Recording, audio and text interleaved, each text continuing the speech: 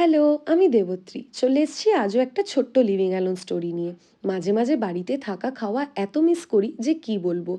ইচ্ছা থাকলে যে যখন তখন চলে যাব সেটা তো সম্ভব নয়। যাই হোক, আর তোমাদের এসব বলে স্যাড করব না।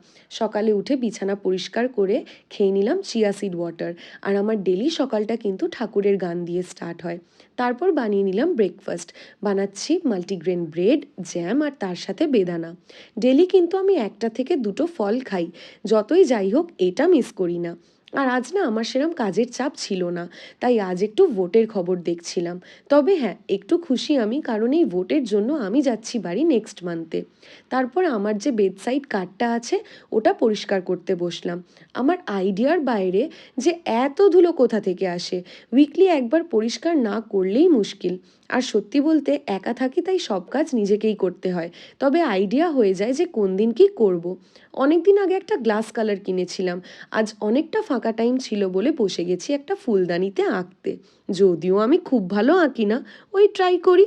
এটা শেষ হলে তোমাদের শিওরলি দেখাবো। তারপর চান করে খেয়ে নিলাম। একদম ঘরোয়া খাবার, ভাত, বিনস ডাল আর ডিম ভাজা। আজ এতটুকুই। চলো টাটা।